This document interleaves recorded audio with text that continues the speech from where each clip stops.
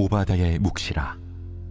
주 여호와께서 에돔에 대하여 이와 같이 말씀하시니라. 우리가 여호와께로 말미암아 소식을 들었나니 곧 사자가 나라들 가운데 보내심을 받고 이르기를 너희는 일어날지어다. 우리가 일어나서 그와 싸우자 하는 것이니라. 보라, 내가 너를 나라들 가운데 매우 작게 하였으므로 내가 크게 멸시를 받느니라. 너의 마음의 교만이 너를 속였도다. 바위 틈에 거주하며 높은 곳에 사는 자여, 내가 마음에 이르기를 누가 능히 나를 땅에 끌어내리겠느냐 하니 내가 독수리처럼 높이 오르며 별 사이에 깃들일지라도 내가 거기에서 너를 끌어내리리라. 여호와의 말씀이니라. 혹시 도둑이 내게 이르렀으며 강도가 밤중에 내게 이르렀을지라도 만족할 만큼 훔치면 그치지 아니하였겠느냐.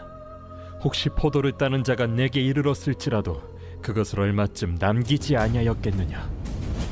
내가 어찌 그리 망하였는고, 에서가 어찌 그리 수탈되었으며 그 감춘 보물이 어찌 그리 빼앗겼는고.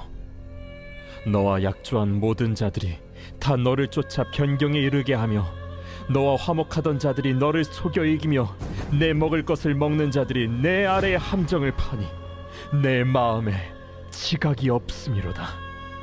여호와의 말씀이니라. 그날에 내가 에돔에서 지혜 있는 자를 멸하며 에서의 산에서 지각 있는 자를 멸하지 아니하겠느냐. 드마나, 내 용사들이 놀랄 것이라. 이로 말미암아 에서의 산에 있는 사람은 다 죽임을 당하여 멸절되리라. 할렐루야.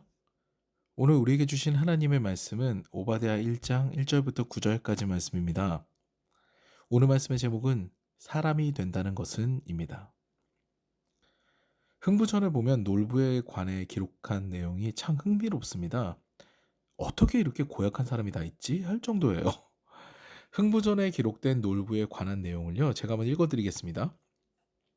화설, 경상, 전라, 양도 지경에 사는 사람이 있었으니 놀부는 형이요 흥부는 아우라.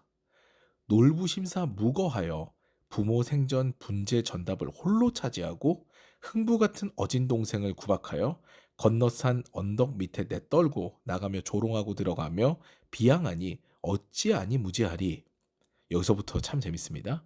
놀부 심사를 볼짝시면 초상난데 춤추기, 불 붙는데 부채질하기, 해산한데 개닭 잡기, 장에 가면 억매 흥정하기, 집에서 몹쓸 노릇하기, 우는 아이 볼기치기, 갓난아이 똥 먹이기, 무죄한 놈 뺨치기, 빚값에 계집 빼앗기, 늙은 영감 덜미 잡기, 우물 밑에 똥 누기, 오려 논에 물 터놓기, 자친 밭에 돌 퍼붓기, 패는 곡식 이삭 자르기, 논두렁에 구멍 뚫기, 호박에 말뚝 박기, 곱사등이 엎어놓고 발꿈치로 탕탕 치기.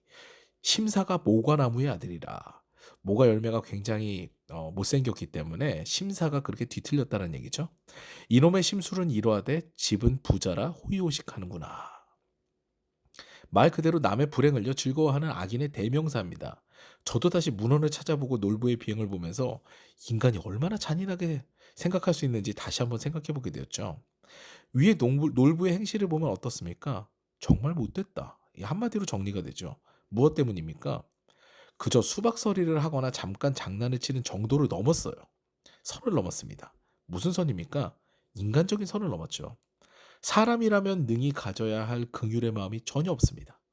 자신의 즐거움을 위해, 자신의 이득을 위해, 자신의 뭔가 쾌락 추구를 위해 다른 이들을 압제하는 것을 주저하지 않습니다. 오늘의 본문인 오바댜서를 보면은요, 에돔의 이런 행동이 드러나 있는 거예요. 오바댜서가 기록된 연대를요 정확하게 알기는 어렵습니다. 근데 내용으로 추정해 보건대 오바댜서는요 에돔의 비겁한 행동을 지적한다. 이렇게 정리할 수가 있어요. BC 722년에 아수르에 의해서 북이스라엘이 멸망한 후에요. BC 586년에 바벨론의 느부갓네살 왕에 의해 남유다는 멸망합니다. 나라가 망하는 비극적인 일이 일어난 거죠. 그런데 이때를 틈타서요 에돔이 비겁한 짓을 해요. 남유다로 쳐들어와서 남유다를 약탈하는 비인간적인 일을 저지릅니다. 우리가 주목해야 되는 사실은요 놀부가 형제인 흥부를 못살게 군 것과 같이 에돔도 마찬가지예요. 이스라엘과 형제의 나라인데 그 나라를 핍박합니다. 에돔은요, 에서의 후손이고 이스라엘은 야곱, 곧 이스라엘의 후손들입니다. 야곱과 에서는 쌍둥이 형제죠. 그런데 쌍둥이 형의 자손이 동생의 자손을 핍박하는데 정도가 지나쳐요. 가장 불행하고 가장 아픈 그 시기에 침략을 합니다. 하나님께서는요, 이것을 오바댜 선지자를 통해서 지적하십니다. 그리고 두고 보지 않으시겠다고 경고하십니다. 하나님의 경고는 후에 이루어져서요, 에돔은 나라가 멸망하고 민족이 뿔뿔이 흩어져 버리게 되죠. 잠깐의 약탈로 이득을 보려다가 후에 나라가 없어져 버리게 되는 안타까운 상황을 맞이한 에돔인 겁니다. 우리의 삶을 보면요, 강대한 자는 그저 강하게 보입니다. 그런데 약한 자들에게는 힘을 행사하기가 편해요. 그래서 연약한 자들이 더 핍박당하고 더 사기당하고 어려움을 겪게 됩니다. 왜 그럴까요? 왜 그럴까요? 힘의 우위에 좌우되는 세상이기 때문입니다. 이것을 무력화하는 방법은요, 오직 하나님의 백성으로 사는 것 뿐이에요. 그래서 예수께서 소망이 되시는 겁니다. 안 그러면 힘의 논리에 의해서 약한 자들은 계속 빼앗기고요, 강한 자들은 계속 취하게 되는 게 세상의 법칙이거든요. 사랑하는 여러분, 어려움을 겪고 있는 이는요, 압제의 대상이 아닙니다. 긍휼과 사랑의 대상이죠. 연약한 이들은요, 긍휼과 사랑을 베풀어 줘야 되는 사람들이에요. 예수께서는 말씀하십니다. 아무리 말씀을 열심히 보고 기도 생활 열심히 하여도 주변에 있는 약한 이들을, 연약한 자들을 돌보지 않으면 천국에 들어가지 못한다고 하세요. 아주 단언하십니다. 나는 너희를 도무지 알지 못한다라고 말씀하시죠. 그런데 주변에 약한 이들을 돕는 자들에게는 예수께서 뭐라고 하십니까? 연약한 자들을 돌보는 그것이 곧 나를 돌보는 것이다. 너희들이 나를 돌봤다. 그러니까 언제 우리가 주님을 돌봤습니까? 그랬더니 주님이 이 말씀하시는 거거든요. 연약한 자들을 돌보는 것, 그것이 바로 나를 돌보는 것이다라고 이야기를 하시죠. 어서 와서 잔치에 참여하여라 라고 하시는 분이 바로 우리 예수님입니다. 이렇게 하나님의 뜻을 잘 이해하는 것은요, 참 중요합니다. 사랑하는 여러분, 우리는요, 때론 본질을 잃어버릴 때가 있어요. 우리 주변에도 연약한 이들이 있거든요. 나보다 연약한 이들은 다 연약한인 겁니다. 내 옆에 아내, 내가 돌봐야 하는 자녀를 소홀히 하면서 교회를 열심히 한다? 이게 어떻게 하나님의 뜻이 될 수가 있습니까?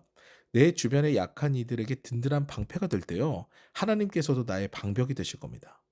내 주변의 약한 이들을 더 살피고 사랑을 베풀 때 하나님의 은혜와 사랑을 충만하게 경험하게 될 것입니다. 오늘도 하나님의 뜻에 따라 내가 힘을 행사할 수 있는 자들에게 은혜와 사랑과 긍휼을 베품으로 하나님의 사랑과 은혜와 긍휼을 충만하게 체험하는, 경험하는 저 여러분 되시기를 주님의 이름으로 축원합니다.